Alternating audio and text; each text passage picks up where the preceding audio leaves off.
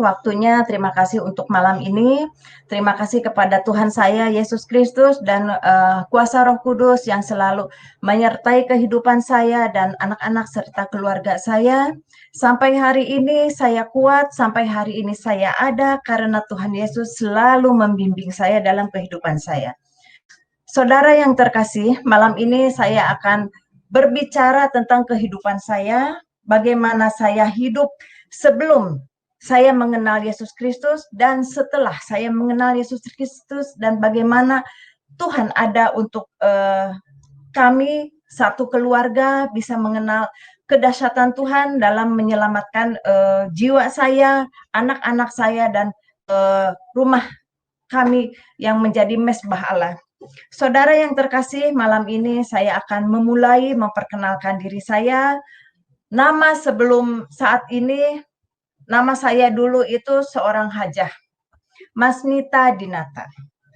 Garis keturunan saya dari suku Sunda yang cukup fanatik di dalam keluarga, apalagi saya memegang satu syiar untuk menyampaikan agama saya pada saat itu, tapi saya dengan leluasa saya menyampaikan bahwa inilah agama yang benar pada saat itu. Saya menjunjung tinggi agama leluhur saya, dan saya bekerja keras untuk mereka, Allah yang saya agungkan pada saat itu. Sampai pada saatnya suatu hari saya background Muslim, background keluarga Muslim juga. Saya punya suami sebelum meninggal juga Muslim. Setelah beliau wafat, saya hidup sendiri beserta 4 anak. 4 anak yang kecil-kecil pada saat itu, dan saya hanya memikirkan bagaimana membesarkan anak-anak saya, bagaimana saya bisa menyelesaikan bisnis saya yang cukup besar, peninggalan dari almarhum, yang saya harus mengelola dengan sedemikian rupa dan harus menjadi besar karena saya seorang pimpinan di salah satu yayasan yang saya miliki, yaitu Yayasan Al-Fat, dalam arti kemenangan. Al-Fat itu kemenangan. Dan saya berjuang bagaimana saya bisa bersyiar dan dengan menggebu-gebu bahwa saya seorang wanita yang hebat, seorang single parent yang hebat, seorang wanita yang kuat, bisa syiar dengan dana yang sedemikian rupa. Saudara yang terkasih, kesombongan manusia, segala sesuatu yang saya miliki, itu hasil dari keringat, hasil dari bisnis, dan terkadang kami hanya bersyukur kepada Allah Subhanahu wa Ta'ala, terima kasih, dan kami bersedekah banyak. Sampai akhirnya saya punya keinginan untuk membangun satu Islamic Center. Berawal dari itu, berawal dari apa? Dari hawa nafsu, bahwa uang adalah segalanya. Saya bisa mengatur siapapun dengan uang. Saya biasa memimpin, dan saya memanage semua. Dengan keberanian saya memutar otak bagaimana syiar agama saya bisa begitu besar di Indonesia ini. Sampai pada akhirnya saya memutuskan pada saat saya umroh, saya 2 kali naik haji Bapak Ibu yang terkasih, dan umroh itu seperti dari Jakarta ke luar kota antar Indonesia. Saking seringnya, sebulan bisa 1 kali, 2 kali, bisa 3 kali, tergantung kemauan saya, karena mudah. Dan saya juga ada sedikit bisnis dengan mampir di Dubai. Saya kenal dengan beberapa investor di sana, dan di situ saya melihat ada satu peluang. Saya mencari investor untuk bisa saya bisa punya keinginan membangun Islamic Center itu untuk join. Sampai pada akhirnya saya dikenalkan seseorang pengusaha dari Uni Emirat, dari katakanlah Middle East ya. Saya join, saya bicarakan siapa saya di Indonesia, bagaimana sepak terjang bisnis saya, dan apa keinginan saya. Mereka begitu antusias. Oke, kalau untuk syiar kami akan membantu, bla bla bla bla dan sebagainya. Namanya orang mencari investor seperti orang sedang dagang. Nggak mungkin cari dana tanpa modal meja, ya nggak Bapak Ibu yang terkasih? Dia itu meminta, Bu, tolong buatkan master plan yang komplit supaya dana cepat turun.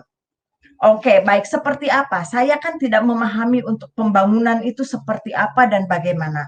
Saya bicara dengan rekan-rekan saya di Indonesia, ada enggak arsitek atau siapapun yang bisa membantu saya mewujudkan Islamic Center? Pada tertarik, semua tertarik. Termasuk orang-orang yang tadinya memang dia bukan bukan Muslim, katakanlah non Muslim. Pada saat itu saya haji. Non Muslim ini jadi satu target bagi saya. Kalau dia berhasil, saya bicarakan karena waktu itu saya seorang jihad lah, dikatakanlah saya berjuang bagaimana bisa mualaf, seseorang itu bisa mualaf. Sampai akhirnya orang itu mau, dan Bu, saya akan buatkan gambarnya, gambar masjid, gambar ini, gambar itu, dan lain sebagainya. Nanti di pertengahan saya akan bukakan bagaimana master plan itu, bagaimana seed plan itu. Malam ini saya akan bicarakan bagaimana kasih Tuhan menjangkau saya dan rekan-rekan saya yang akhirnya kembali kepada Kristus. Semenjak itu saya begitu semangat untuk melobi. Berapa dana yang saya habiskan, saya tidak peduli. Yang jelas Islamic Center saya harus berdiri dengan segala kekuatan. Saya harus menjadikan ini real seperti itu. Jadi ada kesombongan, ada hawa nafsu bahwa semua itu kalau orang punya dana, kalau orang punya duit, sampai saat ini sepertinya dunia ada di tangan. Sampai pada akhirnya semua sudah beres, saya sudah membayar banyak hal di sini, bahkan sampai miliaran pada saat itu. Saya mulai proyek itu tahun 2002. Sampai 2 tahun kemudian, 2004, saudara yang terkasih, apa yang terjadi? Rencana kami, rencana saya bukan rencana Tuhan. Rancangan yang saya rancang begitu indah, ternyata bukan rancangannya Tuhan. Sampai akhirnya pemutusan hubungan sepihak dari Middle East itu kepada saya. Saudara, apa yang terjadi? Saya tidak merancang untuk bangkrut. Saya merancang untuk hal-hal yang baik, yang indah, dan spektakuler menurut saya. Tapi ternyata di balik ini semua ada rencana Tuhan yang luar biasa. Ada rencana Tuhan Yesus yang begitu menyayangi saya. Bagaimana kehidupan saya sebelum mengenal Kristus, saya begitu punya kasih, saya banyak bersedekah, tapi hal-hal kemanusiaan saya, kedagingan saya itu begitu besar. Bagaimana Tuhan Yesus begitu sayang kepada saya, sampai semua dihancurkan. Pada saat itu yang ada di pikiran saya, seperti kiamat Bapak Ibu yang terkasih, saya seperti jatuh dari langit yang ketujuh. Saya tidak tahu karena rencana dan rancangan saya itu begitu bagus, begitu sempurna. Tapi ternyata ini yang saya alami. Saudara tahu kepada siapa saya marah? Yang pertama, bukan kepada Middle East itu, bukan kepada orang-orang yang membantu saya, tapi saya marah kepada Tuhan saya, kepada Allah Subhanahu wa Ta'ala. Saya begitu marah sekali. Padahal di Alkitab sebelumnya dikatakan orang yang berjihad itu akan Tuhan lindungi, bahkan akan berlimpah-limpah. Tapi kenyataannya bukan berlimpah-limpah, yang ada saya habis, saudara. Habis total. Saya pinjam uang teman juga, saya jual rumah, jual apa yang saya punya.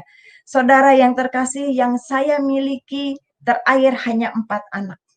Saya tidak punya apa-apa lagi. Dari serba ada menjadi serba tidak ada. Sampai saya terakhir baju-baju saya, baju muslim saya, kerudung saya, semua itu yang mahal-mahal saya lelang habis hanya untuk makan. Semua yang ada saya jual hanya untuk menutup utang. Miliaran, saudara. Bukan omong kosong. Malam ini saya bicara tentang bagaimana Tuhan menyempurnakan hidup saya. Bagaimana Tuhan memulihkan hidup saya. Saya tidak orang kaya juga hari ini. Tapi bagaimana Tuhan Yesus menyertai hidup saya dan menyelamatkan jiwa saya dan anak-anak saya. Saudara yang terkasih, singkat kata, setelah hancur saya hanya bisa menangis, bisa menyalahkan Allah saya, bisa marah kepada seseorang yang pada saat itu saya sanjung. Kenapa bisa ini terjadi? Di mana kuasamu? Di mana suaramu? Tidak ada. Sampai dalam kesendirian saya, saudara, jangan dikira orang kalau jatuh semua rekan-rekan saya itu masih dekat. Tidak. Pada saat orang bangkrut, pada saat tidak punya apa-apa, satu persatu tanpa dikomando, teman-teman saya, relasi-relasi saya itu pada pergi. Satu persatu, tinggal saya dan anak-anak. Hanya satu yang bisa saya salahkan, yaitu Tuhan saya yang pada saat itu. Saya berjuang untuk Dia. Saya melakukan ini untuk Dia, bukan untuk saya. Tapi di situ ambisi saya juga ada. Karena saya terus terang pada saat itu, saya tidak suka dengan orang Kristen, saudara. Saya sangat membenci Tuhan Yesus. Yang saya pikirkan, bagaimana Islamic Center bisa berdiri. Tapi bagaimana saudara pada hari ini, pada malam ini, kasih Tuhan bukan membenci saya. Tapi Dia yang pertama menolong saya. Singkat cerita saudara, pada saat itu saya sudah habis-habisan, saya tinggal di rumah petak. Di rumah petak yang tidak ada apa-apa, hanya satu lampu. Tahu sendiri rumah petak seperti apa, saya dan anak-anak tidur di situ, apa-apa aktivitas di situ. Saya tiap malam itu rajin tahajud, saya berdoa, tapi tidak pernah ada jawaban. Kenapa ini bisa terjadi? Kekecewaan, kemarahan, putus asa, dan sebagainya berkecamuk di dalam rumah petak itu. Tidak ada yang menolong saya. Relasi saya pergi semua, teman saya pergi semua, orang-orang hebat dari organisasi-organisasi relasi saya juga tidak ada yang datang karena tahu Ibu Haji bangkrut. Islamic Center-nya nggak jadi. Beda dengan sebelumnya, semua mengaku saudara, mengaku teman, dan siap membantu. Seperti pasukan. Tapi begitu komandannya hancur lebur, tanpa dikomando mereka pergi saling menyelamatkan diri. Tapi yang ada pada saat itu, bagaimana saya melangsungkan hidup dengan anak-anak, dengan uang yang tersisa dari miliaran saudara, tinggal 15.000. 15.000 perak mau beli apa? Bagaimana hidup saya besok? Sudah tidak ada lagi yang bisa saya makan. Satu persatu saya jual untuk bisa mempertahankan hidup. Sampai akhirnya suatu malam saya sudah sangat putus asa, sangat letih untuk berteriak kepada Tuhan saya. Saya capek menangis dan saya capek minta tolong kepada rekan-rekan yang ada hinaan. Mungkin salah jalan kali, mungkin begini-begini. Beda dengan pada saat saya punya uang, dikit-dikit request money, tapi setelah ini semua, oh kamu mungkin salah jalan, saling menyalahkan. Saya bilang sudah cukup. Tidak ada yang salah, ini kesalahan saya. Sampai uang habis pun segala sesuatu pun salah. Karena saya tidak tahu untuk apa saya bekerja. Untuk apa saya membuat Islamic Center. Yang pada akhirnya seperti ini. Saudara yang terkasih, dengan uang 15.000 perak itu, dan saya melihat anak-anak, bagaimana ini ke depannya. Suami sudah meninggal, kalau seandainya saya tidak ada, bagaimana nyawa anak-anak saya? Siapa yang akan membesarkan mereka? Sebagai seorang ibu, saya bertanggung jawab penuh. Yang ada di pikiran saya, pada suatu malam, saya sholat tahajud. Dengan kemarahan saya begini, ya Allah, ini sholat saya yang terakhir. Di dalam sholat tahajud saya. Istikharah pun sudah tidak ada jawaban. Sholat saya yang terakhir yaitu tahajud. Ya Allah, ini sholat saya yang terakhir. Besok mau ke surga, mau ke neraka, saya sudah tidak peduli. Yang ada saya ingin mati beserta anak-anak saya. Saya tidak mungkin mati sendiri. Saya punya tanggung jawab untuk anak-anak saya. Saya udah nggak peduli, mau ke neraka, mau surga, udah nggak peduli. Mau kemana kayak urusannya. Saya lipat itu mukena, saya lipat itu sajadah. Saudara yang terkasih, saya orangnya yang komitmen. Kalau saya sudah berbicara ya atau tidak, inilah saya. Saya lipat semuanya, saya singkirkan, cukup sampai di sini. Ibadah saya, menyembah saya. Tidak ada hal lain lagi. Uang 15.000 itu saya lihat dan besoknya saya langsung ke toko terdekat membeli racun serangga, obat nyamuk cair. Saya beli waktu itu kurang lebih mungkin 9.000, harganya masih ada sisa kembali, dan saya berpikir udah untuk malam, acara malam, bukan sholat lagi, bukan minta tolong lagi, bukan minta apa-apa lagi, yang ada acara massal, bunuh diri massal. Itu yang ada di pikiran saya. Sampai akhirnya saya tidak ada rasa deg-degan. Saya hidup udah pasrah. Itulah kalau dikatakan di titik nadir saya udah nggak bisa apa-apa lagi. Cuman yang tersisa hanya sebotol cairan, eh, obat nyamuk, dan anak-anak. Dan waktu yang tersisa. Dan saya tidak mau minta tolong kepada Allah saya, kepada siapapun lagi. Saya stop semuanya. Sampai malam itu terjadi, saya kepada anak-anak, yuk kita pada bobok. Cepetan deh kita bobok siang. Kenapa Bu harus bobok siang? Gak apa-apa, pokoknya kita harus tidur siang. Gak usah malam-malam lagi, gak usah bermain. Anak saya waktu itu kecil-kecil sekali. Saudara yang terkasih, ini kejadian lampau sekitar 15 tahun yang lalu, 16 tahun yang lalu, ini kejadian. Anak saya juga kecil-kecil. Sampai akhirnya anak tertidur, saya menunggu waktu. Saya rumah petak juga di kampung, mojok supaya tidak dilihat orang. Kalau orang bangkrut, siapapun gak ada yang mau dekat. Saya mojok, benar-benar nggak ada yang tahu. Tetangga juga nggak ada yang tahu, hanya kenalan RT setempat, ya tetangga kanan kiri juga yang namanya rumah petak, tukang-tukang dagang, ya pikulan-pikulan begitu, itu membuat saya hancur, hati saya hancur. Biasa hidup berkelimpahan, sekarang harus bertetangga dengan mereka, membuat saya merinding. Itulah saat titik nadir di hidup saya. Sampai malam itu tiba. Biasa saya sholat tahajud pukul 3 sebelum azan subuh, saya udah dungdeng sholat.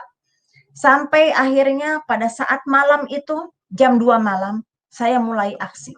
Saya ambil gelas plastik yang ada, itu juga gelas dikasih tetangga, karena saya betul-betul nggak punya apa-apa, saya pergi dengan begitu saja. Dengan gelas plastik, dengan cairan, saya hanya berpikir, satu persatu akan saya selesaikan anak-anak saya dan yang terakhir saya. Saya tidak pernah berpikir kalau ia kebagian racun serangganya. Kalau nggak kebagian, apa nggak jadi urusan. Saya tidak pernah berpikir. Bahkan tidak pernah takut mau ke neraka pun.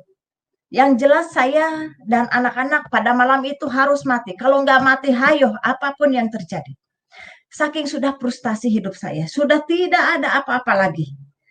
Sampai akhirnya saudara, namanya seorang ibu mau membunuh anak saja, rasa deg-degan ada ya. Rasa ketir ada, sedih menjerit ada, tapi tidak ada yang menolong saya. Satu-satunya jalan pada saat saya mati, anak juga harus mati. Itu seorang ibu berjuang. Lampu yang hanya satu saya matikan, saya juga nggak tega kalau lihat kelejet-kelejet anak kalau saya udah kasih minum. Tapi itu yang terjadi di hidup saya sekian tahun yang lalu. Saya matikan itu lampu. Saya tidak berdoa apa-apa karena saya juga komitmen. Saya tidak mau doa apapun. Bahkan saya sudah keluar dari yang lama juga. Tapi saya tidak mau yang lain. Saya mau mati, itu saja. Saudara yang terkasih, bagaimana detik-detik saya sedang mempersiapkan gelas itu, bagaimana saya mempersiapkan racun serangga, sementara anak berjejer tidur di ubin, tidur di karpet, ya bekas-bekas karpet tipis seperti itu. Dengan terguncang, dengan sedih, dengan keadaan sadar dan tidak sadar, saya mau melakukan ini saudara, dalam kondisi gelap gulita, hanya bau aroma dari obat nyamuk itu, saya sudah mulai mengucurkan itu. Saudara, itulah titik di mana seseorang menyelamatkan saya. Pada saat saya mengeluarkan air dari obat nyamuk itu, dalam kondisi gelap gulita, dalam kondisi saya tidak tidur, seseorang hadir di hadapan saya. Karena pada saat itu saya hanya memejamkan mata dan mengucurkan obat nyamuk itu ke gelas. Bagaimana seseorang ada di hadapan saya, berbaju putih, berkerudung putih, bersinar, hanya mengatakan, datanglah ke rumahku, maka aku akan menolongmu. Saudara, saat itu saya terhenti dan saya hanya mengatakan, siapa kamu? Dia hanya 2 kali berbicara. Datanglah ke rumahku, maka aku akan menolongmu. Hei, kenapa Tuhannya orang Kristen yang datang? Tuhan saya mana? Allah mana? Yang satunya mana? Yang biasa saya agungkan. Kenapa kamu yang datang? Kenapa Tuhannya orang Kristen yang datang? Hanya cahaya yang bersinar. Dan saya tipikal pimpinan yang keras, bukan mimpi. Mimpi saya tidak percaya. Tapi ini kenyataan. Ini gelas masih ada, ini botol masih ada. Saya mengatakan itu, kenapa saya tahu ini Tuhannya orang Kristen? Karena ada beberapa karyawan saya yang orang Kristen akhirnya mualaf. Dan setiap saya datang ke rumahnya, ini siapa? Yesus ini siapa? Saya nggak suka sama dia. Tapi pada saat titik nadir itu, pada saat hidup dan mati itu, justru dialah yang menolong saya satu-satunya. Saya mengatakan, kalau memang kamu mau menolong saya, tolong pelihara saya dan anak-anak. Tapi saya mau cari tahu dulu ajaranmu seperti apa. Saya tipikal orang yang seperti itu. Bukan langsung percaya, saudara. Bukan langsung, oh iya, saya akan ikut. Tidak, saudara. Saya seperti sedang negosiasi. Karena memang orang bisnis begitu. Nggak langsung percaya, segala sesuatu harus dipikirkan juga. Termasuk mau bunuh diri juga, saya harus negosiasi. Dan saya harus mengklaim saya sudah tidak mau ibadah lagi yang dulu. Itu harus saya ambil keputusan. Nah, pada malam itu saya mengatakan, tolong pelihara saya dan anak-anak. Maka saya akan cari tahu dulu, ajaranmu seperti apa. Saudara, itu saya simpan, saya menangis, saya menjerit pada saat itu tengah malam. Dalam kondisi gelap gulita, ayat kursi saya baca, mungkin ini setan, mungkin saya sedang stres, mungkin saya sedang depresi, namanya orang bangkrut, namanya orang mau bunuh diri. Ayat 5, ayat 7, sapu jagat, semua itu, tengking-tengking, iya. Soalnya saya juga, maaf saudara, saya dari Banten. Yang begitu-gitu pengusir setan, kita biasa ngilmu. Dulu juga saya ngilmu, makanya kadang orang sedikit segan karena saya banyak isinya. Dulu seperti itu, karena memang saya kuat untuk hal-hal seperti itu, kuat puasanya, kuat sholatnya, kuat zikirnya. Itu pada masa itu. Malam itu, hal yang menjadikan saya merubah dalam segalanya. Saya memutuskan, saya menyimpan gelas dan botol itu. Saya menangis, habis saya doa-doa di dalam ayat kursi, ayat 5, ayat 7, doa sapu jagat, doa apapun. Saya baca, saya hanya bisa menangis. Ternyata saudara, orang itu tidak ada. Saya buka mata tidak ada. Tapi yang ada hanya satu yang dia tinggalkan di hati saya. Saudara tahu apa yang dia tinggalkan? Bukan segudang emas, bukan uang bertumpuk, tidak. Hanya satu harapan. Harapan yang saya juga tidak tahu apa itu. Yang ada, saya akan hidup kembali. Tapi hidup seperti apa saudara? Uang 15.000, tinggal 6.000. Bagaimana saya mau hidup? Tapi saya punya harapan bahwa saya akan bangkit lagi. Tapi bangkit seperti apa saya juga tidak tahu. Mungkin jadi pengusaha lagi, duit dari mana? Bisnis dengan siapa? Itu tidak mungkin. Tapi saya seperti ada sesuatu harapan, saya punya kehidupan yang berbeda. Saya hanya bisa menangis, termenung dengan menatap cairan obat nyamuk dan gelas yang ada dengan aroma yang sangat menyengat. Tapi ada harapan di hati saya, besok akan lebih baik. Tapi saya juga tidak tahu harapan seperti apa. Tapi yang saya ingat, saya seperti negosiasi dengan seseorang, tolong pelihara saya dan anak-anak. Tapi saya punya komitmen, saya harus mencari ajarannya dia seperti apa. Orang saya benci kok. Saya tidak suka dengan orang Kristen, saya fair-fairan malam ini. Saya tidak suka dengan Yesus, siapa dia? Sama seperti yang lain, ajaran-ajaran yang lain yang pernah saya alami, yang pernah saya terima, apalagi saya seorang hajat, tahu jelas, oh ini mah bukan Yesus, ini mah Yudas Iskariot, seperti ini, sama ceritanya seperti itu. Tapi saya komitmen, saya akan mencari ajaran seperti apa. Sampai malam itu berakhir, subuh berakhir, Saya hanya merenung, mata sembab, habis menangis, seperti malam itu malam eh, seperti sesuatu yang dahsyat, yang luar biasa dan hanya sekejap. Saya tidak pernah mengalami hal itu. Saya biasa bertapa, saudara ya, untuk ngisi-ngisi ilmu. Tapi pada malam itu sangat jauh berbeda. Dan saya tidak tahu apa yang terjadi. Yang ada harapan dan saya berkomitmen mencari ajarannya. Dan saya yakin dia akan menolong saya.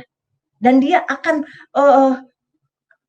maksud saya akan membantu saya dan anak-anak. Akan merawat saya dan anak-anak. Seperti apa saya juga tidak tahu.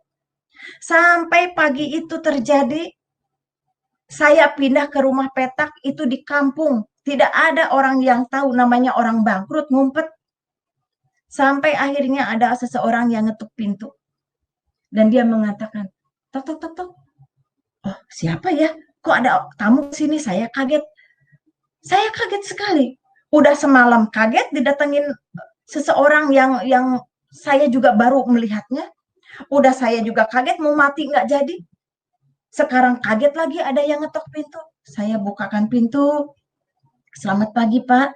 Mau cari siapa? Oh, maaf, Bu. Ini rumahnya Ibu Nita ya? Oh iya, Pak. Bapak tahu dari mana? Saya tanya lah. Orang dia tahu kok nama saya. Bapak tahu saya dari mana? Bapak itu hanya mengatakan dengan tenang, Bu, saya dari tetangga sebelah, RT sebelah katanya. Saya tahu Ibu berserta anak-anak, Ibu janda dengan anak yatim ya Bu ya katanya. Saudara, dulu saya janda-janda kaya, saya sering bersedekah kepada anak-anak yatim. Tapi saat pagi itu ada seseorang bilang, Ibu janda ya katanya ini dapat sedekah katanya sama anak yatim. Saudara, itu saya seperti tersentak lagi, seperti meledak. Kok saya sampai sehina itu gitu ya? Bagaimana hidup saya? Saya udah nggak berani lagi bilang ya Allah, udah nggak berani cuman ya ini bagaimana saya? Tapi bapak-bapak itu bawa sekantong kresek. Ibu katanya ini ada jatah ibu untuk ibu dan anak-anak katanya. Kami dari RT sebelah, jadi ibu mohon ini diterima. Oh baik Pak, terima kasih. Yang ada di pikiran saya harus ngasih makan anak-anak, udah selesai. Si bapak itu siapa namanya, saya juga tidak menanyakan. Baik Pak, terima kasih. Saya tutup pintu. Saya hanya merenung. Ini apa lagi? Kejutan apa lagi? Saya udah nggak ada yang bisa dimakan, sisa uang malah dari 15.000 tinggal 6.000. Sekarang ada seseorang yang datang, udah malamnya ada yang kaget juga datang ke saya. Sampai mau mati pun saya nggak jadi. Saya buka itu kresek, saudara. Sembako dari seseorang yang dikasih, plus ada amplop. Saya buka isinya 25.000. Biasalah sembako ya, ada beras, ada yang lain-lain. Dan saya tidak tahu siapa yang mengirim. Tapi saya tegaskan, saudara yang terkasih, Bapak Ibu yang terkasih, dari seluruhnya, saya memilih Kristus bukan karena sembako ini ya, tapi karena ada harapan dan keselamatan yang Tuhan Yesus tawarkan kepada saya, dan saya mengikuti ajarannya dengan begitu luar biasa. Ini hanya menyelamatkan pada saat itu. Tapi saya tidak mencari ini. Tapi seseorang datang menyelamatkan saya pada saat itu. Kembali saya bercerita. Saya punya uang 25.000, punya sisa uang 6.000. Saya orang bisnis. Bagaimana saya bisa melanjutkan hidup? Saya punya sembako yang ya mungkin hanya 1 minggu. Dengan 4 anak yang cukup kecil-kecil. Saya harus kasih makan mereka. Saya berpikir dengan uang yang ada, saya harus berputar otak. Bagaimana saya melangsungkan hidup saya. Nggak mungkin dong seseorang menunggu lagi. Oh saya nunggu orang bersedekah lagi. Nggak mungkin. Saya harus berjuang.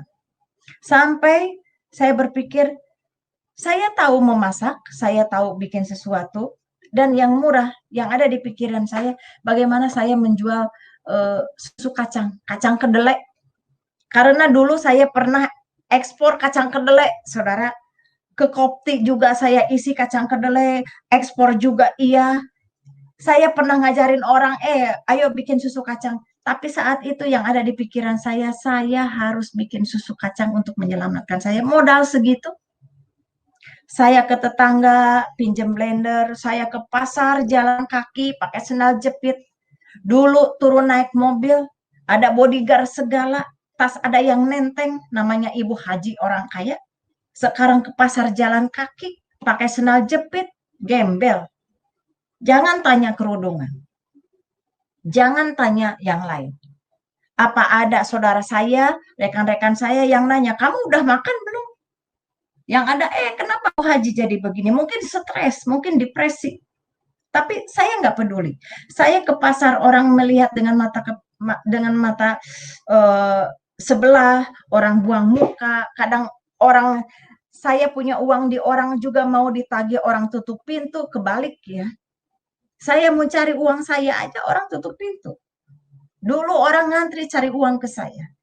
Tapi saat itu tidak ada satupun yang datang. Saudara yang terkasih, waktu itu saya beli kacang kedelai itu 1/4 1.000 perak. Karena saya kan harus beli yang lain. Kacang kedelai 1.000 perak, plastiknya, karetnya saya minta tuh saya potong-potong. Saya ngaduk-ngaduk, saya pinjam blender ke tetangga, saya mencoba dengan hancur hati saya, saudara. Maju mundur, ini pengusaha, ini bisniswoman sekarang harus nenteng plastik. Jualan susu kacang. Saya bikin itu antara maju mundur, kalau saya maju bagaimanapun saya punya gengsi, saya manusia. Kalau mundur, anak-anak siapa yang mau kasih makan? Bagaimana saya punya hidup? Karena saya punya harapan, saya harus hidup lagi. Tapi apakah saya mau jadi penjual susu kacang? Tapi enggak apa-apa, saya harus melanjutkan hidup. Dan saya punya komitmen, saudara. Komitmen kepada seseorang yang datang di malam itu, seseorang yang bercahaya bahwa saya akan mencari ajarannya seperti apa.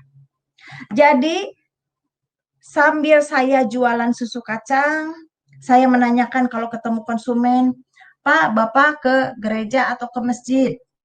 Oh, saya ke masjid, Bu. Kenapa? Ibu mau pengajian nanti sama istri saya. Oh, bukan, Pak. Saya menanyakan aja dalam hati. Gue juga suka ke masjid dulu. Gue juga di kerudung. Enggak, Pak. Lain kali aja pengajiannya. Bapak mau beli susu enggak? Oh, beli 1. Oke, enggak apa-apa. Harganya 1.000 perak, lumayan. Jalan lagi. Ketemu ibu-ibu. Bu, ibu ke gereja atau ke masjid? Oh, saya ke gereja, Mbak. Emang kenapa? Saya mau nanya, boleh? Memangnya Tuhan Yesus ada? Oh, ada. Dia Tuhan saya. Begini, gini. Ah, kenapa, Bu? Enggak, saya mau jualan susu kacang. Kan enggak semudah itu saya percaya. Saya mau jualan susu kacang. Mau beli? Oh, beli. Terus saya tanya lagi setiap hari. Saya tanya sampai saya juga ketemu orang yang, oh dia tuh Tuhan Yesus baik, Tuhan itu penolong, begini. Saya cuma diam aja. Boleh saya nanya? Mau nanya apa? Bisa tidak Tuhan Yesus itu datang? Oh iya, dia sering menampakkan. Saya jadi bingung lagi, sering menampakkan. Sementara di ajaran saya yang lama itu dia kan udah terangkat hidup, sementara yang disalibkan itu kan Yudas Iskariot. Ini otak masih otak yang lama, belum di-upgrade. Sampai akhirnya saya ketemu sebuah rumah yang cukup besar di Hook. Saya ketemu orang itu karena saya sedang jualan ke tetangganya. Ibu jualan apa? Oh, saya jualan susu kacang. Oh, ibu mau beli? Boleh. Nah, boleh menjadi langganan saya. Boleh, tapi jangan pakai gula. Iya, Bu, baik. Soalnya dia diabetes. Baik. Dia langganan ke saya baik. Terus saya tanya, ibu ke gereja atau ke masjid? Oh, kami ke gereja. Kata gitu. Kenapa? Oh, enggak, saya mau nanya tentang Tuhan Yesus itu siapa sih? Oh, dia ceritakan Tuhan Yesus begini-gini. Terus, oh, kalau mau tahu tunggu ya, katanya suami saya kebetulan gembala. Ini Ibu Haji nggak ngerti gembala itu gembala apa. Saya pikir gembala itu gembala yang di sawah, naik kerbon, seruling. Apa ini gembala atau bagaimana? Sedang, oh saya nggak ngerti Bu, gembala-gembalaan itu apa. Oh, gembala itu jadi pimpinan di satu gereja, katanya gitu. Oh, Ibu mau dikenalin sekarang? Oh, kenalan aja ya Bu ya, tapi saya nggak mau cerita apa-apa. Oh iya katanya, kenalan lah sama suaminya yang gembala itu. Nah udah. Sampai akhirnya saudara itu saya jualan susu kacang dari 1/4 cuman berapa bungkus. Itu bagaimana penyertaan Tuhan kepada saya ya. Meningkat. Jadi tiap hari saya itu paling sedikit 2 kilo saya bikin susu kacang. Termasuk ada pelanggan-pelanggan lain yang punya dagangan. Ada baju, Bu, bisa nggak bawain dagangan saya? Oh iya bisa. Tenteng sana, tenteng sini, bikin ini, bikin itu. Saya tenteng kemana-mana jualan. Puji Tuhan, semakin meningkat. Saya bisa pindah dari rumah petak itu ke rumah petak yang lain yang lumayan ada kamar satu. Dari yang satu kotak bisa pindah. Saya bayar di situ, saya mulai bebenah dengan anak-anak, tapi saya tetap mencari. Saya mencari ajarannya seperti apa, sampai akhirnya saya ketemu lagi orang yang kaya itu, karena jadi langganan, terus dagangannya terus belanja terus ke saya banyak sekali, sampai di total-total kurang lebih 7 juta ada. 7 juta pada saat itu tuh sangat besar sekali ya. Saking apa saudara? Saking saya terlena karena kalau saya jualan, terus bapaknya tuh ada yang gembala itu yang saya tahu akhirnya beliau seorang pendeta, beliau pimpinan di gereja, dia selalu menceritakan Tuhan Yesus itu baik, Tuhan Yesus itu begini, begini, semua akurat dengan Alkitab. Sampai akhirnya saya terlena hanya setoran sedikit-sedikit dari istrinya tuh. Sampai suatu hari yang punya dagangan nanya, datang ke rumah. Bu, maaf saya mau nanya, katanya. Ibu sudah bawa dagangan saya banyak, katanya. Kira-kira bisa setoran kapan agak banyak ya, Bu? Karena saya harus berputar. Memang iya juga. Di ibu ini sangat besar, hampir 7 juta. Sementara di yang lain sedikit-sedikit dan ya lumayan lancar lah. Ya, saya bilang, tunggu ya Pak ya, saya mau ke rumahnya dulu. Saya datang ke rumahnya yang besar itu. Saya ketok lagi. Karena dia sepuh ya, dia panggil saya Mbak Nita. Oh Mbak Nita, ada apa lagi katanya? Bikin apa sekarang? Oh enggak Bu, saya enggak bikin apa-apa. Kebetulan di rumah ada yang datang yang punya dagangan. Maksudnya enggak, dagangan itu sebetulnya dagangan punya orang, saya dagangin, saya cuma ngambil untung sedikit. Nah, kebetulan dia nanyain, kebetulan Ibu besar utang ke saya. Dia agak kaget. Saudara, apa yang terjadi? Saya bukan mau membuka aib, tapi ini perjalanan hidup saya. Tahu nggak itu seorang ibu tua itu? Dia keluarkan. Ayo Manita katanya, tolong buka kalung saya. Emang kenapa Bu? Saya bukain. Dia lepasin. Ini katanya, kamu bawa ke pasar, ini suratnya. Dia cari-cari, ini suratnya. Kamu jual ini kalung. Nanti uangnya buat kamu katanya, buat bayar dagangan. Aduh maaf, saya nggak mau seperti ini. Saya tidak pernah jual-jual barang orang seperti ini. Saya bilang gitu. Saya butuh uang karena orang yang punya dagangan nunggu di rumah saya. Nggak, maksud saya bayar dulu pakai ini. Ini ada uang sedikit nih. Ini ada 500 pegang. Nah ini kalungnya ke pasar jual katanya itu. Itu saya kan ditunggu orang. Saya jual ke pasar. Cuman dapat nggak sampai 2 juta. Ditambah uang yang cash 500. Udah pakai ongkos. Terus saya pulang ke rumah, saya kasih ke yang punya dagangan. Tunggu ya Pak, saya bilang gitu, doain aja, saya juga sedang mencari, sedang menagih. Nah terus besok paginya saya pikir dia mau kasih lagi. Saya datang, kata, ketemu lagi tuh si ibu. Mbak Nita, mulai sekarang kamu nggak boleh lewat depan. Jadi jualannya lewat belakang aja. Oh baik Bu, emang apa? Mbak Nita tahu kan, suami saya kan gembala, suami saya kan hamba Tuhan, saya kan nggak ngerti. Pendeta itu nggak boleh denger yang begini-gini. Saya cuma mikir, ini sakti juga ya, mungkin hamba Tuhan tuh begini ya, mungkin pendeta tuh begini ya, harus bagus, nggak boleh ngutang, nggak boleh denger-denger yang begini, karena yang dibicarakan selalu Tuhan Yesus dan Alkitab. Saya hanya berpikir, oh mungkin harus begini ya kalau di Kristen. Oh iya Bu, nggak apa-apa. Nanti saya lewat belakang aja. Saya bilang nggak ke depan lagi. Mungkin belajar sama bapaknya nanti aja deh. Yang penting urusan kita beres. Gitu. Iya, sekarang mulai ke belakang aja. Iya, udah seperti itu. Sampai akhirnya saya bolak-balik ke belakang, ketemu ibu, ngasih 100, ngasih 200. Menita nggak ada, nanti aja. Tapi harus lewat belakang. Dan saya tuh seperti dengar amanat agung ya. Oh ini pendeta nggak boleh dengar yang begini, nggak boleh cerita, pokoknya apapun ya yang suami saya tanya, nggak boleh cerita. Iya, ya saya tuh dengar, ya, karena dia seorang pendeta, seorang gembala. Sampai akhirnya pagi-pagi saya datang, ketok-ketok lewat dapur, pintu belakang, yang buka itu si bapaknya. Saya kaget, saya bilang, selamat pagi Pak. Oh ya, salam Mbak Nita, gimana katanya? Ya Pak, saya mau biasa nganterin susu, ibunya ada. Oh, ibunya lagi nganterin cucu saya katanya ke sekolah, ini kebetulan supir nggak masuk, mobilnya kan berjejer. Mobil tuh berjejer. Kebetulan supir nggak masuk katanya. Jadi istri saya yang nganterin cucu saya. Oh, emang kenapa Pak, Mbak Nita? Oh, nggak apa-apa Pak. Saya hanya mencari ibu saja. Mau nganterin susu. Tapi mungkin karena saya kan orang bingung karena ditagih utang juga gitu. Saya mencari ibunya juga mau nagih utang. Saya hanya mau berkelit bagaimana tahu saudara yang terkasih itu bapak itu seorang gembala, seorang pendeta langsung begini. Istri saya punya utang berapa? Saya cuma bingung. Eh, sakti juga ini pendeta ya. Kok saya belum cerita dia udah tahu bahwa istrinya punya utang. Eh, enggak Pak, saya mau bicara, mau ketemu ibu. Saya ingin tahu istri saya punya utang berapa? Ada catatannya? Eh, ada Pak. Saya berikan itu catatan. Ini Pak utangnya sekian. Apa aja yang diutangin? Catatan kan ada spray, ada baju, ada kaos, sebagainya ada. Yang udah dibayar berapa, yang belum dibayar berapa, yang masih nunggak.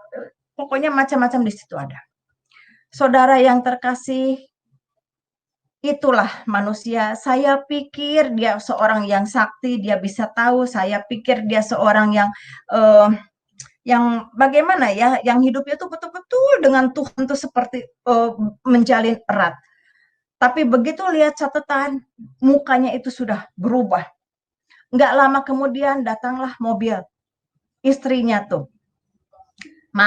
Begitu masuk, lihat muka bapaknya itu udah berubah merah, istrinya datang, baru juga buka pintu, baru aja nurunin kakinya satu, bapaknya udah teriak, ngan kesini kau, begini gede. Itu saudara yang saya bikin kaget.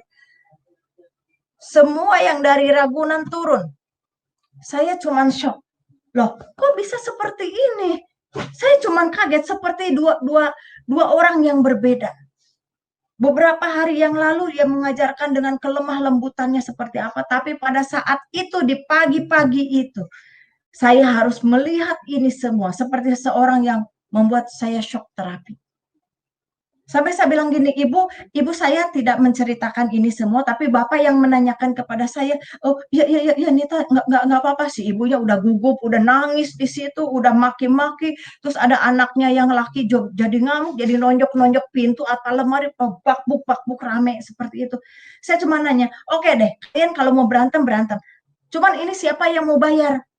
Terus kata bapaknya tuh, saya masa bodoh, saya tidak akan membayar ini semua. Cari aja yang lain. Saya nggak mau bayar ini, kamu bayar ke istrinya seperti itu. Nah istrinya seorang ibu tua, tapi memang perlente. Saya bagaimana lagi? Ini siapa yang mau saya tanyakan? Siapa yang mau bayar? Sama semua juga. Akhirnya udah mereka masuk ke dalam, saya cuma bengong dengan bercucuran air mata. Saya berjalan melewati sela-sela mobil, berjejer 4 mobil, saudara. Saya lewatin mobil itu dengan menangis. Saya bilang, bagaimana ini bisa terjadi? Udah saya susah, baru dagang seperti ini. Dikasih lagi susah. Saya cuma berpikir, saya duduk di bawah pohon sambil bawa dagangan dan apa masih ada yang saya belum lakukan. Mungkin saya kurang sedekah, mungkin saya memang harus habis total. Tapi saya udah habis-habisan ini. Yang ada tinggal tanggungan utang. Saya hanya berpikir, ya saya harus punya tanggung jawab, saya akan membayar utang ini. Tapi nggak tahu bayarnya bagaimana. Saya hanya berpikir lagi, mau ngomong ke Tuhan Yesus, saya masih malu karena saya masih mencari ajaran seperti apa. Saya juga tidak tahu dibaptis seperti apa. Saya juga belum mengklaim bahwa Yesus adalah Tuhan saya. Saya masih ombang-ambing. Saya mau manggil yang lama juga saya sudah tidak mau. Karena saya komitmen tidak akan pernah memanggil lagi. Saya mau memanggil yang baru juga saya belum kenal-kenal banget. Jadi saya juga agak di persimpangan. Yang jelas saya harus membayar utang-utang ini. Sampai akhirnya pulang ke rumah, saya hanya diam, saya akan membereskan. Saya datengin, saya dagang lagi, terus dagang lagi. Puji Tuhan, selalu Tuhan kasih tambah-tambahkan. Sampai akhirnya saya kenalan dengan seorang janda tua. saya mau beli katanya susunya. Iya baik, kita doa dulu ya katanya, doa dulu. Mbak dari mana? Oh saya orang Sunda, saya sedang mencari seseorang. Siapa? Tuhan Yesus itu siapa? Oh dia senang. Itu ibu sepuh itu seorang janda dagang juga. Dia selalu borong. Dia bilang begini, mulai sekarang dagang ke sini ya katanya. Saya mau beli katanya susunya. Iya iya baik. Ntar kalau pulang dia dagang dagang lauk-lauk matang gitu. Ntar kalau udah nih bungkusin dia buat anak-anak katanya gitu. Puji Tuhan, udah kayak ibu lah. Saya juga kan sendirian. Nah sampai akhirnya dia bilang gini, sekarang dagangannya jangan kemana-mana, saya borong deh semua dagangannya. Jual apa? Jual keripik, jual susu kacang, saya borong. Dia kasih uang 100.000 ke saya. Nanti sore saya akan undang kamu ya, akan jemput ke persekutuan katanya gitu. Persekutuan tuh apa? Pokoknya ikut aja katanya. Pokoknya ikut. Ini persekutuan katanya. Di mana? Di Pulau Mas. Terus saya harus bagaimana? Pokoknya pakai baju yang rapi aja. Terus nanti saya akan jemput sama tim saya ke sana katanya. Oh iya, saya udah siap. Dagang kan udah laku. Udah diganti 100.000, mungkin udah kasih lebih juga. Nah, sampai akhirnya saya nunggu jam 2 sore dia jemput saya katanya. Ayo kita jalan katanya. Terus di mobil tuh nggak banyak cerita, cuman puji Tuhan ya, Tuhan Yesus baik tuh kita berdoa dulu, kita mau berangkat. Terus ada ibu-ibu sama bapak itu bilang begini, karena kita ada beberapa orang di mobil itu. Mbak, nanti kalau disuruh bicara aja ya katanya. Bicara apa? Kesaksian. Kesaksian tuh kayak apa? Orang Muslim nggak ada cerita kesaksian. Kesaksian tuh kayak apa ya? Pokoknya cerita aja tentang ketemu dengan seseorang itu katanya yang malam-malam itu kan Tuhan Yesus. Oh, emang itu Tuhan Yesus ya? Iya, pokoknya cerita aja katanya gitu. Nanti kita akan dengar semua. Oh ya udah, nanti saya cerita deh gitu. Ini saya kan polos, orang nggak ngerti apa-apa itu mau kesaksian kayak mau apa, pokoknya ikut aja. Sampai di Pulau Mas itu dikenalkan, oh ini katanya dari Kedar begini begitu. Saya bingung lagi, Kedar itu apa? Kedar itu apa? Dari Muslim katanya. Oh dari Muslim, oh iya iya iya. Terus akhirnya ada persekutuan, oh kumpulan. Saya berpikir, oh ini kayak kayak kumpulan zaman zaman saya dulu, kayak pengajian begitu, kumpul ibu-ibu atau bapak-bapak atau bagaimana. Oh ini ceritanya. Saya cuma diem aja sampai satu persatu ada yang nyanyi, ada yang nyumbang apa. Maaf saudara, itu rumah seseorang yang ternyata rumah di Pulau Mas itu dulunya dia kerja konjen kerja di Austria, selesai tugas pulang ke Indonesia, bikin persekutuan jadi kayak ucap syukur gitu. Kalau kalau di Islam dulu kayak syukuran gitu. Oh ini ucap syukur. Sampai akhirnya giliran tim saya itu.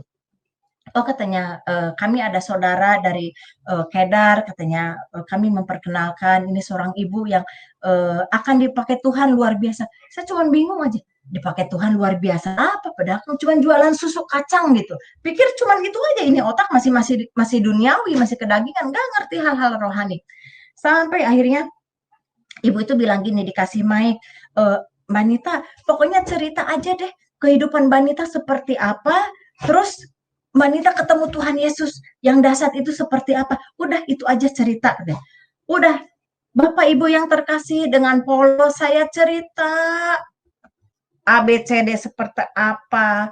Ada yang nangis, ada yang puji Tuhan, puji Tuhan. Saya semakin bingung, ada apa ini? Ada yang kuasa Roh Kudus itu di situ begitu luar biasa. Tapi saya cuma kayak ada merinding. Tapi saya bercerita banyak hal tentang itu. Tapi sampai pendeta yang mau khotbah tuh, aduh Tuhan luar biasa, seperti amazing. Tapi saya bercerita sampai akhirnya udah selesai. Ini udah selesai, saya bilang seperti itu. Oh iya sudah, terima kasih. Begitu selesai, pendeta itu baru khotbah. Khotbah, tadinya dia punya khotbah seperti apa di rumah persiapan. Begitu dengar kesaksian saya, bagaimana Tuhan mengubah seseorang. Bagaimana Tuhan memberikan satu harapan kepada seseorang. Bagaimana Tuhan menyelamatkan jiwa seseorang. Yang saya pikir dulu, waktu saya masih di seberang sana, saya masih di tetangga sana, saya begitu tidak suka dengan kekristenan. Saya fair, saya tidak suka dengan Yesus. Saya selalu menghakimi mereka, tapi pada saat itu justru Dia yang menolong saya. Luar biasa. Saya hanya menyampaikan bagaimana kasih Tuhan kepada saya, kepada saudara, kepada pemirsa, kepada penonton yang malam ini ada. Tuhan tidak akan terlambat menyelamatkan saudara, bagaimana Tuhan menyelamatkan saya dan anak-anak saya. Saudara, tidak terhenti sampai di situ. Sampai akhirnya berbagai cerita tentang Ibu Haji yang murtad sampailah terdengar kepada organisasi-organisasi yang cukup besar. Mereka mulai mencari saya, mereka menanyakan, kok kenapa kamu tidak datang ke saya minta tolong, kenapa tidak begini begitu, dan yang marah juga banyak, yang tadinya saya dipanggil warawiri, sampai akhirnya mereka mengasih saya proyek. Bu Haji, mungkin kita bisa kerjasama lagi, saya ada proyek deh, katanya gitu. Saya akan kasih proyeknya. Saya hanya mengatakan, saya sudah tidak tertarik dengan proyek. Saya cukup nyaman dengan jualan susu kacang dan saya punya harapan untuk hidup. Kok katanya saya dengar-dengar Ibu Haji sudah ikut, siapa itu katanya? Kumpul-kumpul sama orang-orang dari seberang sana. Sekarang katanya, Ibu sudah ikut-ikutan katanya, ke gereja lah. Ikut-ikutan Yesus lah. Itu nggak benar. Itu nggak ada Yesus-Yesusan, itu hanya cerita. Saya hanya mengatakan, sebetulnya saya tidak ikut Yesus. Saya tidak ikut Kristen. Tapi Tuhan Yesus, Tuhannya orang Kristen, masuk di hati saya. Dia memberikan harapan kepada saya di saat tidak satupun orang yang sanggup menolong saya. Bahkan Tuhan saya di masa lalu. Tidak ada relasi pun yang datang kepada saya. Semua menyingkir. Hanya Dia, Tuhan Yesus yang saat ini saya kenal. Hanya Dia yang datang kepada saat saya di titik nadir yang paling dalam. Pada saat saya hidup dan mati. Bahkan saya rencana mau membunuh anak-anak saya supaya mereka tidak terlantar. Mungkin ibu harus berobat, mungkin ibu harus tenang dan sebagainya. Saya bilang mohon maaf, saya berterima kasih mau diberikan proyek, saya berterima kasih dirangkul kembali, tapi saya punya komitmen, saya sedang mencari ajarannya Tuhan Yesus dan saya akan terus mencari ajarannya yang benar untuk hidup saya, tidak untuk yang lain. Jadi saya mohon permisi dan saya akan kembali berjalan sambil jualan susu kacang lagi. Gak apa-apa, kekurangan juga tidak masalah, tapi saya dalam pemeliharaan dan penyertaan Tuhan saya. Saya belum dibaptis, tapi saya yakin Dia menolong saya. Dia Allah yang hidup bagi saya. Saya tidak minta pertolongan, justru saya minta pertolongan kepada Tuhan saya yang lama, yang datang malah Tuhan yang baru, yang tidak saya kenal. Bahkan umatnya juga saya mualafkan. Baik kalau begitu, sudah berarti proyek nggak jadi ya, nggak deal ya, nggak apa-apa ya. Oke, nggak masalah. Silakan ibu berjalan dengan kehidupan ibu yang baru, yang belum tentu akan menjadikan ibu kaya lagi. Saya bilang, saya hidup tidak mencari kekayaan, yang ada saya mencari ketenangan jiwa, itu saja. Dan akhirnya saya keluar lagi dari organisasi yang besar, mereka tutup mata, akhirnya saya ditendang abis, segala cemoohan, dipanggil sana, dipanggil sini, sampai akhirnya bosan saya dikirimin hal-hal yang secara magic juga, supaya saya kembali dan sebagainya. Sampai akhirnya saudara, namanya, saya kalau jatuh, keluarga besar saya juga tidak tahu apa yang terjadi dengan saya. Sampai akhirnya pas liburan, anak-anak biasa sekolah mewah, ini sekolah di kampung. Pas liburan, aku mau ke rumah nenek, katanya mau ke rumah keluarga. Itu kebetulan dia pulang ke Garut. Pulang ke Garut, ya udah anak-anak dengan senang dia ketemu saudaranya. Kita kan hidup di rumah petak yang udah lumayan lah, ada kamar satu. Oke deh, kita ke Garut. Saya tinggalkan anak-anak kan liburan. Saya kembali ke Jakarta. Kembali berpetualang, mencari ajaran Tuhan, sampai datang ke kedutaan Vatikan, menanyakan hanya mencari siapa itu Yesus. Sampai akhirnya saya diperkenalkan dengan seseorang, dia ajarkan saya siapakah itu Yesus, dan saya masih tetap belum yakin. Saya masih harus mencari lebih lagi. Akhirnya saya datang ke Garut. Mungkin saatnya harus terbuka di keluarga saya, saudara. Datang ke keluarga saya, muka mereka sudah berbeda. Yang tadinya datang dengan cucunya senang-senang, sekarang tuh udah berbeda. Langsung dihadapkan kepada pengadilan syariah. Saya langsung disidang saat itu.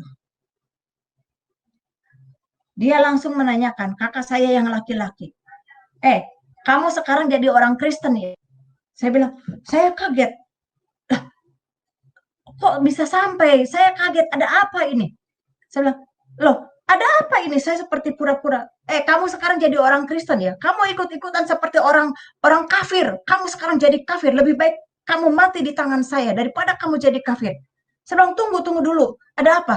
Kakak saya yang laki itu mau mukul saya. Ditahan sama kakak saya yang laki. Namanya di sidang keluarga besar di situ ada. Nih ya, asal kamu tahu. Lagi liburan, anak kamu katanya mau dikasih makan, bukannya baca Bismillahirrohmanirrohim, malah begini. Kita semua kaget. Terus mau apa? Anak kamu begini. Namanya saudara yang terkasih, anak kecil-kecil. Tempo hari kan saya bawa tuh ke Jakarta, ke gereja, saya bawa ke persekutuan, diajarin berdoa sama rekan-rekan saya yang baru itu, Bu, katanya cara berdoa orang Kristen begini-gini. Anak saya tuh kecil-kecil waktu itu, ngikutin, dibawalah ke kampung. Saudara yang terkasih, itu kakak saya marahnya seperti apa itu di meja itu. Kalau kumpul keluarga kan ada kue, ada buah, ada pisau buah di situ dan lain sebagainya. Anak saya juga kumpul di situ. Itu kakak saya yang pas di atas saya. Saya punya kakak 5, saya anak ke-6. Keluarga besar saya 6 bersaudara, saya paling kecil. Itu kakak saya yang paling, kalau dikatakan di Garut cukup punya nama. Dia ambil itu pisau, lebih baik saya bunuh kamu hari ini juga. Satu kali lagi, saudara, pada saat itu dengan amarahnya kakak saya dengan pisau di tangan, dia mau membunuh saya. Nggak tahu bagaimana dia keserimpet kaki di kursi. Namanya dia sidang syariah itu ya, itu kan di karpet, itu kursi disender-senderin, semua meja-meja disender-senderin. Itu keselimpet di kursi karena dia ambil pisau itu di meja. Dia mau bunuh saya. Habis keselimpet, pisau itu jatuh, kesempatan saya kabur saat itu, dan saya pergi dengan anak 3. Yang kecil itu masih kecil, saudara. Masih kecil dan nggak bisa dibawa kemana. Itu pinternya keluarga saya. Yang 3 saya angkut semua, lari. Sampai nyebrang jalan juga udah nggak tahu lagi. Dengan yang ada di badan. Dengan anak 3 saya kembali lagi ke Jakarta, ke terminal lah, ini dengan deg-degan, takut saudara saya bagaimana. Akhirnya yang saya tahu di dalam rumah tuh terjadi perkelahian, mungkin kakak saya bangun mau ambil pisau lagi, mungkin saudara saya yang lain menahan atau bagaimana ceritanya. Yang jelas saya bisa kabur dengan anak 3, yang satu tertinggal. Sampai akhirnya kembali melewati masuk tol, saya udah mulai tenang. Oh Tuhan Yesus, mungkin ini pertolonganmu juga ya, aku bisa hidup. Tapi kan mana anak saya yang satu, saya cuma bawa 3 anak. Saya nangis, saudara, di dalam bis itu. Saya nangis, saya diem, saya tutup. Saya gendong anak 3, saudara, saya tumpuk di situ, kasih ongkos. Saya bilang ke kondektur, Pak, saya ada uang segini, saya mau ke Jakarta, maaf ya Pak, mungkin ada kekurangan. Akhirnya udah, saya sampai di Jakarta, saya kembali ke rumah petak itu, saya bisa menangis, ingat anak saya yang satu. Terus anak saya yang nanya, kok Ade Widya mana? Anak saya yang pertama namanya Ratu Ratna Juwita, anak saya yang kedua laki-laki, Tubagus Rahmat Rifan Hidayatullah, anak ketiga saya Ratu Ratna Hairiza, anak keempat saya Ratu Lutfi Widya Hartanti. Itu anak saya. Dan saya harus hidup dengan 3 anak, saudara. Saya berjuang, yang akhirnya setelah saya habis kesaksian di Pulau Mas itu, di rumah seorang konjen yang baru datang dari Austria, ternyata salah satu tamu itu ada wartawan dari salah satu channel juga, televisi. Dia kontak saya diundang lagi, saya syuting lagi di Solusi. sering ngundang saya narasumber. Dari situ satu persatu saya pikir habis jualan susu kedelai, Tuhan mau menjadikan saya pengusaha lagi. Tapi ternyata tidak. Saya diundang ke sana kemari, tiap hari saya rendam kacang semalaman, saudara. Besoknya itu enggak jadi saya giling kacang. Soalnya besok paginya tuh dijemput orang kemana? Untuk kesaksian bagaimana menciptakan Yesus. Terus saya mau bikin lagi, udah nggak bagus. Akhirnya saya buang. Tapi bagaimana cara Tuhan memberkati saya? Itu puji Tuhan, akhirnya saya bisa dari rumah petak satu, saya pindah ke rumah 2 kamar. Saya bebenah di situ sama Tuhan, saya pingin ada doa di sini, pingin hidup normal, tapi saya juga belum dibaptis. Bagaimana ini ya? Itu satu penyerahan diri harus total. Kalau saya mencintai seseorang, kalau saya mencintai Yesus, dia sudah memelihara saya sudah komitmen. Dia sudah menyertai hidup saya, berarti saya harus sepenuhnya menyerahkan hidup saya. Ini juga pergumulan. Terkadang masih ingat masa transisi iman itu tidak mudah, saudara. Kalau saya ambil keputusan dibaptis, berarti saya harus total meninggalkan muslimah saya yang lama. Berarti tek-tek bengek yang masuk ke neraka dan lain sebagainya itu akan terjadi pada saya. Bagaimana? Bapak kamu kan sudah meninggal, pasti langsung masuk ke neraka juga. Udah kayak tahu aja dia di akhirat seperti apa. Tapi saya komitmen. Saya harus total kepada Tuhan, saya harus dibaptis, saya harus menyerahkan hidup saya, dan saya harus mengikuti Yesus seperti apa. Sampai akhirnya karena seringnya dipanggil sama organisasi-organisasi yang besar, karena saya punya link juga cukup besar, akhirnya saya dikenalkan dengan seseorang. Dialah yang menyelamatkan saya dan anak-anak. Dia bawa saya ke Ambon. Bu, katanya, saya tidak ada apa-apa, saya hanya beli tiket dari Angkatan Udara. Ibu naik Hercules aja ya ke Ambon, nanti di sana ada yang jemput. Ibu istirahat dulu di sana, ibu belajar tentang Tuhan Yesus. Kalau sudah komitmen, ibu sudah benar-benar ibu menyerahkan diri total kepada Tuhan Yesus. Itu angka jauh lebih baik supaya ibu selamat. Terus saya berpikir, terus gimana kontrakan saya? Ibu jangan berpikir itu. Nanti Tuhan Yesus punya rencana untuk ibu. Ibu tinggalkan itu semua. Ibu berangkat dulu ke Ambon. Saya berangkat ke Ambon, saudara, lewat Kemayoran, lewat itu Halim Perdana Kusuma. Lewat Hercules saya sampai ke Ambon itu, saya tidak tahu kok ini bagaimana. Ternyata di sana juga cukup baik-baik, cukup welcome. Mana habis ada kerusuhan waktu itu ya antara agama juga, tapi pada saat itu kok baik-baik sekali ke saya. Yang Muslim juga baik, yang Kristen lebih baik lagi.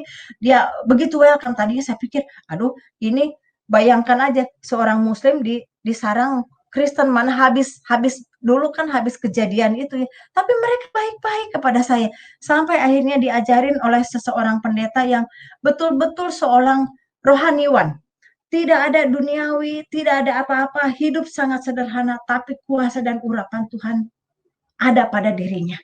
Seorang bapak tua yang sepuh, tapi dia begitu bijaksana, begitu menyampaikan, begitu kuasa Tuhan menyertai kehidupannya, dan disitulah saya menyerahkan diri. Saya minta ingin dibaptis, tapi sebelum dibaptis harus ada pergumulan, harus melepaskan hal-hal.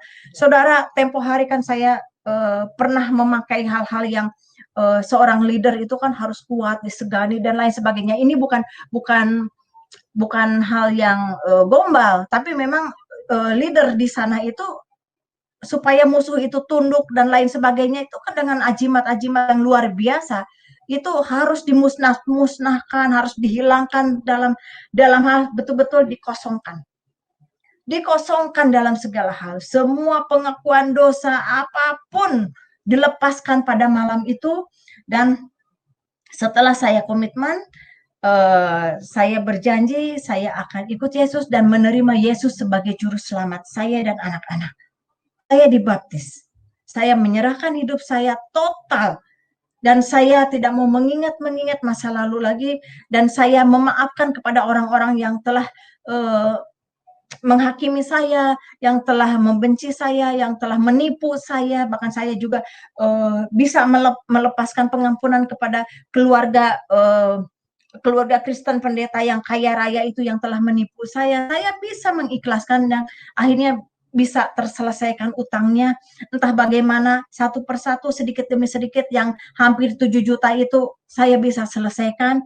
Dan saudara yang terkasih, cara Tuhan mengangkat saya luar biasa. Dari seorang penjual susu kacang, bagaimana saya harus hidup, bagaimana saya harus berjuang dengan anak 3, saudara. Karena yang satu ditahan keluarga dan saya harus menandatangani surat perjanjian, saya harus lepas wasiat, saya harus lepas harta benda, tidak ada warisan kepada saya tanda tangan semua. Saya bilang, nggak peduli mau punya warisan atau tidak.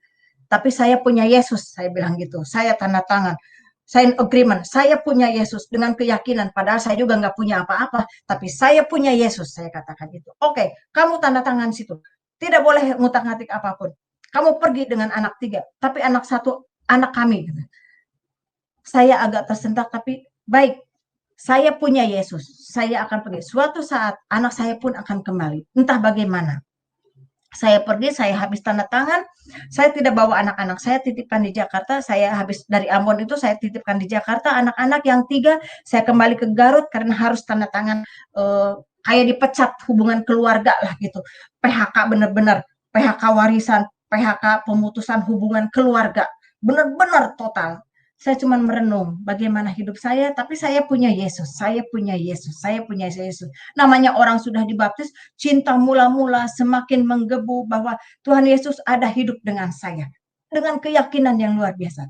Sampai di Jakarta, mulai dari situ saya bereskan, mulai orang tahu saya dulu namanya Ustazah, sekarang tinggal ngomong jadi penginjil. Waktu di Ambon itu kan saya digembleng juga sekolah Alkitab. Pokoknya tidak ada biaya apapun. Saya dididik secara agama di situ, betul-betul secara Alkitab yang ini Alkitab, ini buku pedoman bagi saya. Pedoman hidup saya dan saudara tentunya. Dan saya sangat mengasihi. Pada malam hari ini luar biasa bagaimana Tuhan Yesus menjamah dan membawa saya dari kehidupan yang lama sampai kepada kehidupan baru. Penuh proses, saudara, bukan instan. Bukan tipu-tipu, bukan bohong-bohong. Nanti saya minta kepada admin, saya jeda sebentar dulu, mungkin admin bisa menolong saya untuk slide Islamic Center saya. Mungkin orang kan berpikir, oh saya bohong kali. Tidak, saudara. Saya berbicara bagaimana Tuhan menyertai saya, bagaimana Tuhan Yesus membawa saya dalam keselamatan. Mungkin sedikit bisa diperlihatkan kepada saudara terkasih, karena saya sangat mencintai. Baik, baik. Baik, kita akan tampilkan ya. Ini apa? Yayasan Al-Fatha yang dipimpin oleh Ibu Hajah Masnita Dinata ya. Jadi ini apa namanya? Bukti-bukti yang sangat valid. Jadi bukan sekedar settingan atau rekayasa ya. Jadi Ibu Nita adalah seorang pemimpin yayasan pada waktu itu. Ya, ini PT yang pernah digeluti adalah PT Perkasa Jaya Sakti dan PT Satria Jaya Sakti, ya, sama CV Sentosa Jaya Sakti, terus Padepokan Jaya Sakti, ya. Jadi ada beberapa perusahaan yang memang digeluti oleh seorang Ibu Nita, ya. Dan juga inilah dana daripada Islamic Center, master plan-nya yang pada waktu itu menjadi impian dan tujuan daripada Ibu Nita untuk menghadirkan Islamic Center adalah bukti bagaimana Ibu Nita ini adalah seseorang yang sangat taat di dalam keagamaan dan sangat mencintai keagamaan, sehingga pada waktu itu dengan tujuan di dalam hati dan pikirannya untuk menghadirkan Islamic Center agar agama Ibu Nita yang sebelumnya menjadi lebih besar, lebih maksimal, dan lebih berjaya sesuai dengan apa yang ada di dalam pikiran Ibu Nita pada waktu itu. Ya, ini denanya juga, ya, kita bisa lihat di sini. Jadi semuanya jelas. Nah, ini billing. Masjid, hospital.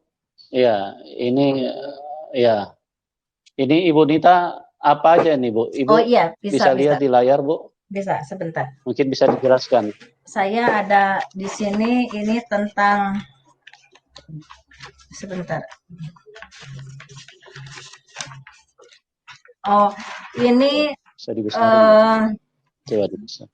tentang building ya, ada masjid di situ, ada masjid, ada hospital, ada office kompleks, ada hall, multifunction room karena pada saat itu ada padepokan kayak apa ya, paguyuban seperti itu padepokan. Ada dormitory, ada semacam asrama pesantren, ada all folks home untuk orang tua apa ya, all folks home itu untuk panti jompo lah seperti itu. Terus ada homestay juga, terus ada minimarket juga, terus ada house juga. House itu rumah itu di samping rumah saya ada rumah-rumah bagi orang-orang maaf yang tadinya Kristen jadi mualaf. Jadi saya siapkan rumah-rumah karena sebelum saya jadi pengikut Yesus, itu dulu saya ada beberapa orang Kristen yang saya paksa untuk jadi mualaf dan saya berangkatkan umroh juga, ada yang saya nikahkan dengan orang Muslim juga. Tapi setelah itu saya menceritakan, puji Tuhan mereka kembali lagi bahkan dengan suami dan istri mereka, bahkan dengan anak-anak mereka. Jadi habis dari sana bring lagi ke sini dan saya minta maaf kepada mereka. Ini satu kesalahan yang sudah saya jalankan karena ketidaktahuan saya. Tapi setelah itu saya sangat mengasihi dan mari berjuang atas nama Kristus. Hanya itu. Kita jadi laskar Kristus. Ya. Jadi ada road drainage-nya, ada landscape-nya di situ semuanya. Bahkan budget ada situ. Ya. Oke, ini kalau ini apa ini Bu Nita? Denah untuk pembangunannya. Terus area-areanya ada. Di situ areanya. Untuk publik, semi publik. Kalau yang coklat itu untuk publik. Kalau yang biru, yang semi publik itu untuk masjid dan homestay. Sama untuk orang tua panti jompo. Terus untuk private itu home untuk orang yang mualaf pada saat itu. Iya. Ya. Jadi semuanya sudah dirancang dengan sangat baik ya pada waktu itu. Cuma ya, Tuhan punya kehendak lain bukan terhadap rancangan Ibu Nita. Tuhan, seperti itu. Iya. Oke. Kalau yang ini apa nih, Bu? Peletakan apa? Fondasi ya, foundation. Peletakan batu pertama waktu itu sebentar. Nah, project sheet-nya.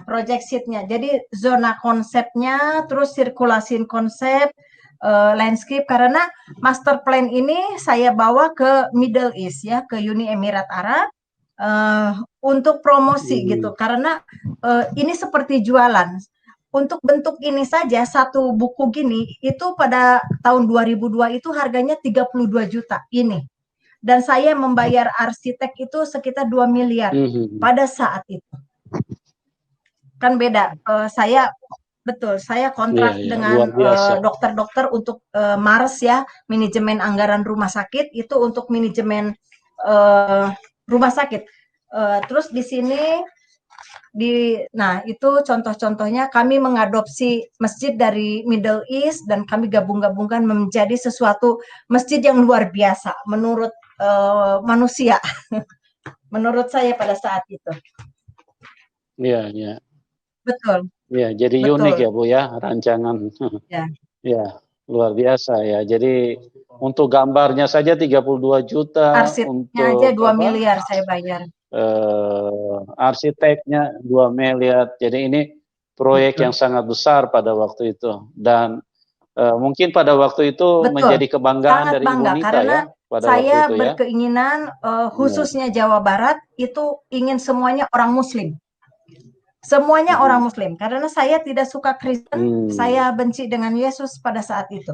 Jadi saya menggebu-gebu jadi Islamic Center terbesar seperti itu, manusia. Seperti itu, Pak. Nah, ini work schedule puji Tuhan, ya. untuk building, infrastruktur dan landscape itu sudah sempurna, semuanya sudah sempurna.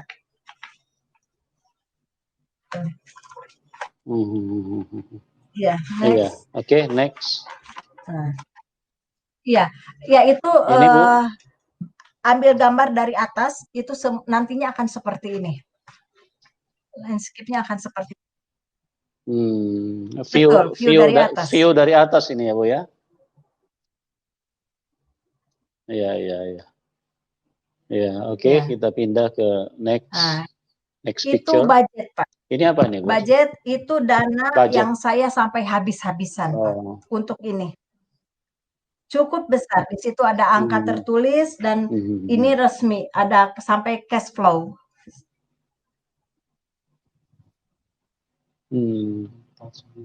Ya, apa 149 apa nih? Miliar apa? Iya. Oke. Ya.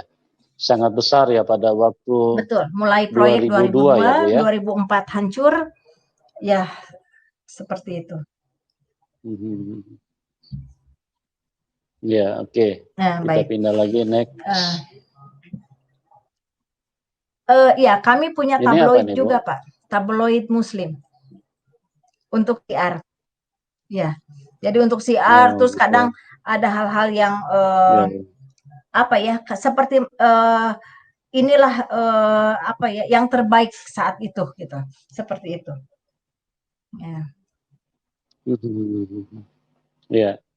Jadi programnya dituangkan ke dalam tabloid ya, Bu, ya. Ya, ini rencana pekerjaan work schedule. Oke. Ya. Mungkin sudah selesai ya, Bu. Oke, silakan, Bu. Saudara yang terkasih, itulah silakan. Sekelumit proyek saya malam hari ini.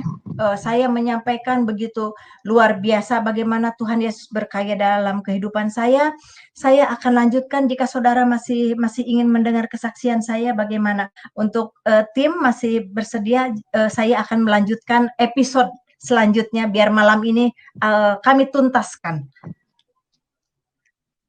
Oke, silakan Ibu, silakan. Saudara yang silakan dilanjutkan. Terima kasih waktunya. Saya akan melanjutkan babak baru setelah saya menerima Kristus dan setelah saya dibaptis. Saya saat itu sudah mulai pelayanan. Saya sudah memahami pelayanan, saya diundang ke sana, ke sini. Tidak sulit bagi seorang ustazah, tidak sulit bagi seorang ibu haji untuk berbicara. Karena dulu juga tukang ngomong, sekarang disuruh ngomong. Cuman beda jubah aja. Ganti jubah, sekarang yang ini. Dulu yang ini, sekarang yang ini. Tapi untuk konsep kehidupan, bagaimana saya lebih mencintai sesama, saya lebih peduli kepada sesama, saya lebih ingin menyelamatkan jiwa sebanyak-banyaknya, sebagaimana Tuhan Yesus menyelamatkan saya dan anak-anak. Saudara, semakin besar, itu kejadian kan bertahun-tahun. Saya menghadapi ini bertahun-tahun, terus dengan penuh kesabaran dan air mata dan berjuang. Bagaimana cara Tuhan mendidik saya juga bukan dengan hal yang mudah, dengan hal yang instan.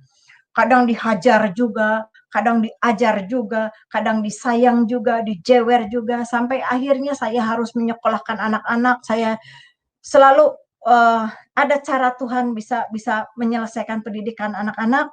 Saya sampai anak-anak kan semakin besar, ada SMP, SD, SMA, udah berentet seperti itu, 3 anak. Saya hanya begini, Tuhan, saya hanya pelayan Tuhan, saya jualan juga udah nggak seberapa, tapi bagaimana saya bisa menyekolahkan anak saya, Tuhan? Saya tidak punya uang. Yang nanya sekolah ini jutaan, yang nanya ini jutaan, SPP-nya berapa, transportnya berapa, sementara saya juga masih ngontrak. Bagaimana ini Tuhan? Saya tidak sanggup menyekolahkan anak saya. Saya hanya bergumul kepada Tuhan. Tuhan Yesus, tolong anak-anak saya. Sekolahkan anak-anak saya. Tolong, saya cuma janda, nggak punya apa-apa. Tolong, hanya punya Tuhan Yesus. Saya besar harapan. Tolong sekolahkan anak-anak saya. Saya itu sering begini, sering dengar juga. Coba deh katanya cari beasiswa. beasiswa kemana? Saya tanya beasiswa yang di Indonesia ada persyaratan begini gini gini. Aduh repot juga. Saudara yang terkasih, tahu apa yang saya lakukan? Satu persatu karena saya tahu dari konsumen yang saya kenal. Coba cari ke luar negeri katanya. Anak saya dulu sekolahnya beasiswa ke luar negeri katanya dari kedutaan. Ini saya udah nggak punya duit nyekolahin anak nggak bisa. Ini udah kepepet mau bagaimana? Saya datengin satu persatu kedutaan, saudara. Di sini ada beasiswa enggak ya? Kalau ngomong-ngomong Inggris sedikit, bolehlah. Saya nanya ada beasiswa enggak, ada beasiswa enggak. Udah kayak pengemis nyari buat nyekolahin anak. Sampai akhirnya saya ketemu orang, Bu katanya, tuh di Jerman ada beasiswa buat nyekolahin seperti itu katanya gitu. Nanti ada keterangan surat tidak mampu dan lain sebagainya. Oh, saya semangat. Sampai akhirnya saya coba daftarin anak saya. Kamu mau nggak sekolahin ke Jerman? Aduh, gimana? Udah di sini hidup susah, apalagi di sana. Di sana kita punya Tuhan. Sekolah ke sana. Akhirnya, udah dari situ saya coba bikin data, ngumpulin ijazah anak saya dan lain sebagainya. Saudara, jangan dikira semua mulus. Yang menghina juga ada. Katanya, cuman anak penginjil nyokolahin anak ke luar negeri kayak pengusaha aja emangnya punya duit gitu. Itu banyak sekali gitu. Tapi saya nggak gentar. Saya punya Yesus. Dia kan mau nyokolahin anak saya. Saya begitu. Saya daftarin anak-anak. Terus saya kumpulkan. Sampai akhirnya, Bu katanya surat dari universitas di Jerman ada. Loh, kok bisa ya?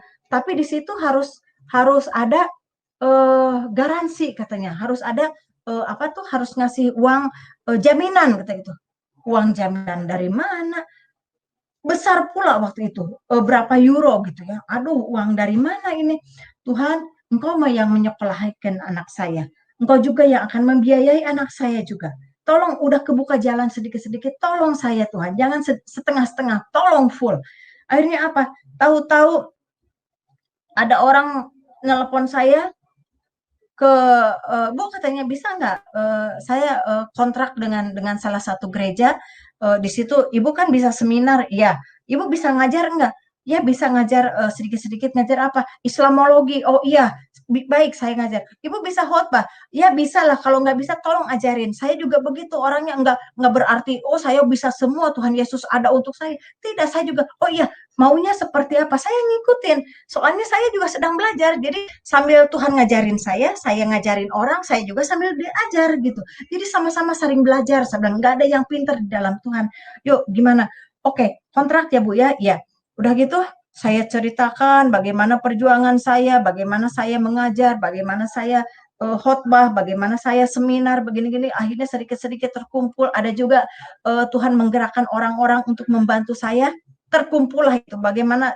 sebuah gereja juga bisa membantu saya oke Bu katanya ada sekian kumpulin yang penting anak ibu sekolah terus tiketnya bagaimana doa lagi aja saya doa lagi saudara udah terkumpul udah dikirim tuh ke Dutch Bank karena harus anaknya masih di Indonesia uangnya harus dikirim ke Jerman sebagai jaminan terus udah gitu aduh gimana lagi itu kali boleh di kedutaan Jerman kalau lihat saya udah sebel kali ini si ibu datang lagi tapi saya saya datang sampai akhirnya aduh ini udah clear di Jerman berangkatnya bagaimana, tiketnya bagaimana, doa lagi. Saya bilang ke anak, ayo kita sama-sama bergandengan tangan, berdoa lagi, udah berdoa.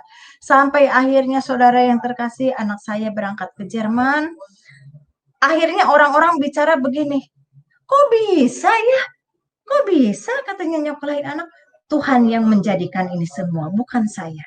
Itu saya selalu kerap seperti ini, saudara. Dan satu hal lagi, saya punya kegiatan di samping saya khotbah, di samping seminar dan ngajar Islamologi juga saya ada kegiatan NGO. NGO itu aktivitas saya untuk lebih peduli. Karena saya begitu, saya kenal Yesus, kasih saya itu semakin besar. Saya tidak punya apa-apa, tapi saya punya pergerakan yang membantu orang-orang yang duafa, membantu orang-orang yang pernah jatuh, membantu anak-anak yang terlantar, membantu orang-orang yang membutuhkan pertolongan. Duit dari mana saya juga tidak punya. Tapi hasil dari saya khotbah, hasil dari pelayanan, saya kumpulkan, sebagian untuk hidup, sebagian lagi untuk NGO saya namanya Love and Life. Dulu kan saya punya Yayasan Alfat, Kemenangan. Sekarang Love and Life, antara cinta dan hidup. Jadi saya penuh cinta karena Tuhan Yesus mengajarkan saya lebih mencintai lagi. Dan saya berjalan untuk itu. Jadi kalau di agama saya yang dulu 2,5% untuk Tuhan, kalau saya enggak. Di Kristen 10% untuk Tuhan, tidak. Saya 10% untuk saya, sisanya untuk kegiatan saya. Tuhan selalu menyertakan donatur-donatur bergantian. Kadang ada, kadang tidak ada. Kegiatan saya juga banyak. Saya lupa untuk memberikan kepada tim bagaimana kegiatan saya, dan itulah karunia Tuhan kepada saya, bagaimana di samping Tuhan menyelamatkan saya, Tuhan memelihara saya dan anak-anak. Satu lagi, anak saya yang laki, habis sekolah. Saya nggak sanggup lagi, karena setelah yang di Jerman, itu saya nggak ada biaya lagi. Bagaimana nyokolahin anak saya yang SMA itu, yang laki, dari SMP ke SMA. Akhirnya apa? Saya punya kenalan. Oh, katanya homeschooling aja. Homeschooling sambil ibu cari beasiswa lagi. Oh, begitu, baik. Anak saya daftarkan homeschooling. Terus saya mencari lagi biasa ke kedutaan, nyari lagi beasiswa. Kali saya bukan yang pakai jaminan, saya udah nggak punya duit, udah nggak mau lagi berbicara tentang uang untuk nyekolahin anak. Akhirnya saya dapat dari kedutaan Rusia tanpa jaminan uang. Yang penting nilai bagus, anak saya juga puji Tuhan, pinter-pinter.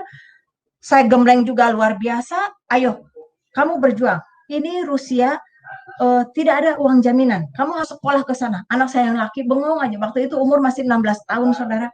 Saya suruh pergi ke Rusia. Coba, ini ibu gila apa? Tapi saya yakin Tuhan akan menyertai anak saya. Dia punya rencana untuk anak saya. Dan ini kesempatan. Kamu tidak boleh menolak. Kita bergumul, kita doa puasa, kita sama-sama berjuang. Akhirnya dengan caranya Tuhan, tanpa jaminan dia berangkat ke Rusia. Ada juga seseorang pengusaha yang menolong bisa memberangkatkan dia dengan tiketnya, dengan segala bekalnya, pokoknya didandanin lah itu anak, karena saya juga harus, di Rusia tuh dingin, waduh harus beli baju-baju dingin dari mana, akhirnya dilengkapin lah, berangkatlah itu ke Rusia, umur belum sampai genap 17 tahun, berjuang, puji Tuhan, sudah lulus master sekarang, IT, bahkan sudah bekerja di perusahaan Rusia juga. Itu cara Tuhan memelihara anak saya yang kedua. Yang ke-1 di Jerman sudah menikah, sudah punya anak 1. Yang ketiga, Tuhan titipkan yang luar biasa untuk saya. Ini 1 anak memang yang spesial untuk saya. Saya harus hidup dengan dia seumur hidupnya dia. Tapi saya percaya suatu saat Tuhan memberikan keajaiban. Tuhan akan memulihkan anak saya yang ketiga ini. Usianya sekarang 23 tahun. Tapi dengan kondisi seperti umur 4 tahun, kadang berpikir seperti anak-anak, ya saya seperti punya balita aja sampai hari ini. Tapi saya sangat mencintai dia. Saudara saya juga kakaknya yang di Jerman, di Rusia juga sangat mencintai. Dan satu hal lagi, bagaimana Tuhan menyatakan kebesarannya pada saat anak saya yang keempat. Saudara masih ingat cerita saya di awal, bagaimana anak saya yang keempat tertinggal di keluarga saya pada saat saya tanda tangan di pengadilan syariah, bagaimana dia tertinggal dan ditahan sama keluarga saya. Saya tidak bisa bertemu dengan anak saya itu bertahun-tahun, tidak ada komunikasi, bahkan saya, mohon maaf, salah satu televisi Kristen membantu saya untuk datang ke Garut. Akhirnya terjadi sedikit bagaimana karena anak saya juga diambil paksa sama kakak saya, bahkan sekolahnya dipindahkan supaya tidak berhubungan dengan saya. Bertahun-tahun itu terjadi, seorang ibu yang rindu dengan anaknya hanya berdoa, dan saya bicara kepada kakak-kakaknya, ayo mungkin di Facebook, mungkin di media sosial atau bagaimana bisa ketemu adik kamu seperti ini. Sampai akhirnya saudara, di luar jangkauan manusia, di luar akal saya dengar kabar anak saya tuh udah dewasa, tumbuh dengan cantik, tapi dia masih Muslim karena di keluarga saya, di kakak saya, dan dia udah besar, waktu itu udah 19 tahun ketemu saya, bilang gimana kabarnya, saya bisa ke Garut karena perlahan dan pasti keluarga saya mulai melunak. Cuman waktu itu marah karena kaget katanya. Tapi ya nggak sampai membunuh, ya karena kaget. Akhirnya mereka tuh minta maaf kepada saya. Nggak apa-apa, itu saya sudah memaafkan kok. Sebelum keluarga memaafkan, saya sudah memaafkan. Bahkan saudara, saya bisa mengumpulkan uang, saya bisa memberangkatkan ibu saya umroh. Ibu berangkat umroh karena belum pernah berangkat umroh dan dia hanya bermimpi ingin ke Mekah gitu. Sementara kakak saya yang udah haji, yang udah dari muslim besar-besar yang punya uang pun tidak memberangkatkan. Tapi saya dengan sukacita, Mama mau berangkat umroh, ayo berangkat umroh. Tapi habis memberangkatkan umroh kepada ibu saya, saudara, Tuhan membawa saya ke Israel. Ada pengusaha yang mengundang saya bawa ke Israel, ke Mesir, kemana, keliling-keliling. Seperti itulah, seperti apa ya, saya melakukan ini untuk ibu saya, berangkat ke Mekah, malah Tuhan memberikan yang lebih untuk saya. Saya dibawa keliling, sampai bingung. Kemarin saya memberangkatkan ibu saya umroh, kok kenapa hari ini saya ada di Israel? Saya bingung, nggak ada uang sedikit pun, karena uangnya habis untuk umroh ibu saya. Tapi bisa sampai bolak-balik seperti itu. Sampai akhirnya anak saya menghubungi, ibu katanya, aku mau menikah. Oh, dengan siapa? Ibu datang ke Garut. Saya datang ke Garut. Ya, saudara mau tahu satu hal yang membuat saya kaget. Ternyata anak saya itu yang keempat itu sudah diadopsi kakak saya. Bahkan akte kelahiran, kartu keluarga semua atas nama kakak saya. Dan itu bagi manusia mungkin tidak akan terjadi, bisa berbalik seperti itu. Tapi apa yang Tuhan Yesus lakukan untuk saya, yang bertahun-tahun saya menangis, ingin ketemu anak saya, ingin mengaku saya sebagai ibunya, itu waktu itu mau menikah ke KUA. KUA itu menanyakan, ini siapanya? Oh, ini uaknya, karena kami dari Sunda, ini uaknya. Oh, bapaknya mana? Bapaknya udah meninggal. Minta surat kematian. Saya punya surat kematian, saya berikan. Terus ibunya di mana? Oh, ibu saya di Jakarta. Gitu. Masih ada, masih ada. Oh, begini ya, tolong ibunya panggil karena ini tidak sah, karena harus ibu kandung yang menikahkan dan harus wali daripada saudaranya, bukan dari uaknya, karena garis keturunan di Islam itu, garis keturunan wanita itu kan tidak ada. Yang ada dari garis keturunan pria. Nah, garis keturunan pria, suami saya udah meninggal. Adiknya yang laki juga sudah meninggal. Berarti terputus. Nah, sementara ada satu yang bisa jadi wali, yaitu kakaknya. Nah, kakaknya itu yang di Rusia itu orang Kristen. Sudah terima Yesus. Berarti tidak boleh jadi wali. Nah, kalau di Islam itu kan tidak boleh keluarga dari wanita itu jadi wali. Harus wali hakim. Itulah cara Tuhan. Bagaimana itu akte kelahiran dicoret, bagaimana kartu keluarganya kakak saya dicoret, dan itu sudah tidak berarti apa-apa, dan harus membuat baru dengan akte kelahiran atas nama saya dan almarhum suami saya. Dan wali waktu menikahkan adalah wali hakim. Nikahnya juga di masjid. Saya datang dengan berkerudung, saya datang dengan mengucap, oh Tuhan Yesus, praise the Lord. Sekian kuatnya keluarga saya memisahkan saya dari anak, tapi pada saat pernikahan malah saya yang datang di situ. Bahkan kakak saya sendiri pun tidak datang. Yang ngurus kakak saya yang lain. Saya punya besan juga, mereka yang urus semuanya. Sampai ada pesta pernikahan, sampai beres semuanya, tidak terjadi apa-apa. Tidak selembar rambut pun jatuh, tidak ada darah sedikit pun. Selama saya berjuang 15 tahun, 16 tahun bersama Yesus. Itu tidak mudah, saudara. Bagi saya, Tuhan Yesus adalah segalanya. Bagi saya, Tuhan Yesus selalu menaungi hidup saya dan saudara tentunya. Saya rindu suatu saat banyak lagi jiwa-jiwa yang bisa Tuhan jangkau, yang bisa Tuhan selamatkan, dan kita sama-sama saling mengasihi, saling berbagi berkat, bagaimana kedaulatan Tuhan Yesus berdaulat atas hidup kita, berdaulat atas bumi ini, menciptakan satu kebaikan, menciptakan satu keharmonisan, kita saling menghargai antara sesama. Dan semenjak saya kenal Yesus, saya lebih mencintai lagi, saya lebih peduli lagi, saya lebih belajar bijaksana.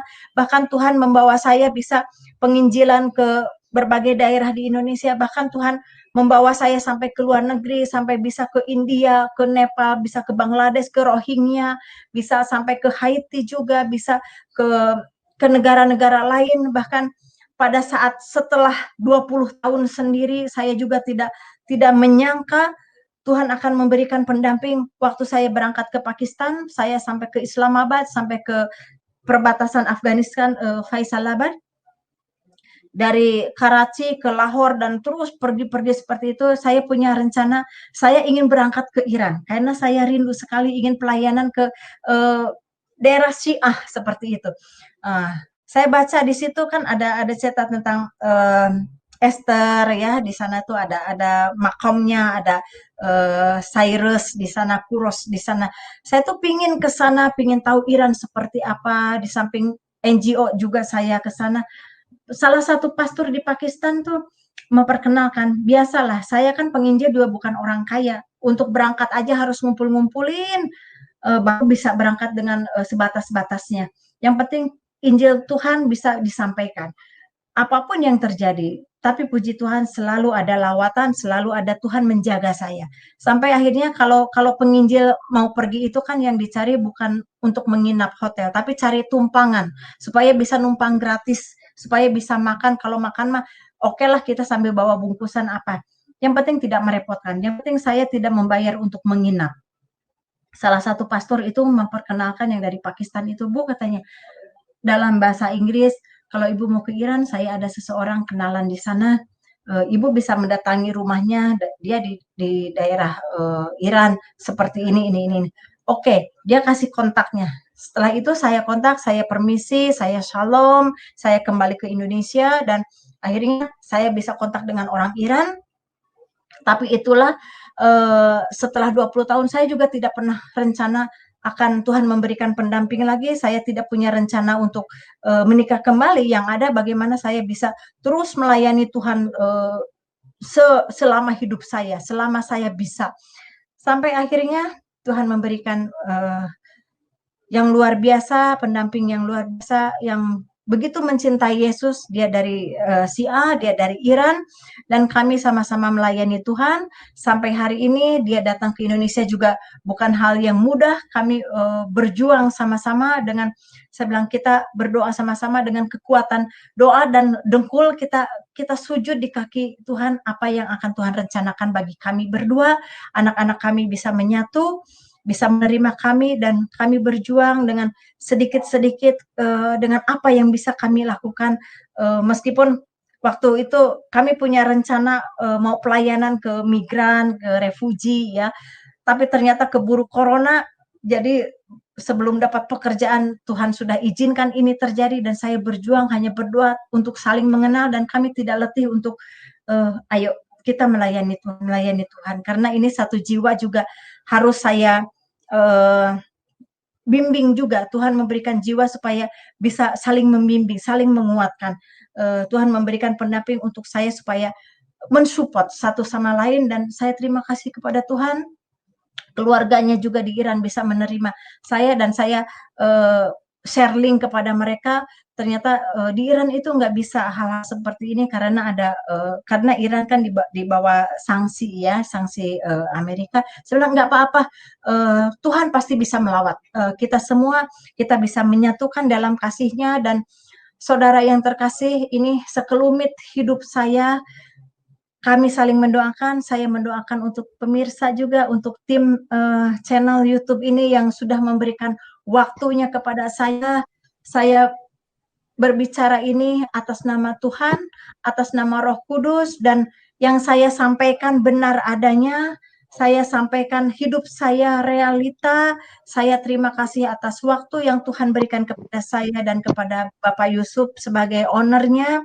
Semoga channel YouTube ini bisa menjangkau jiwa, bisa saling menguatkan, dan saling bergandengan tangan, baik antar agama, antar bangsa, antar sesama, karena kami sangat mencintai semua, sangat mencintai suku dan bangsa. Kami NKRI, kami Indonesia, kami sangat mencintai semuanya, semua karena anugerah dari Tuhan. Terima kasih atas waktunya. Mungkin saya kembalikan kepada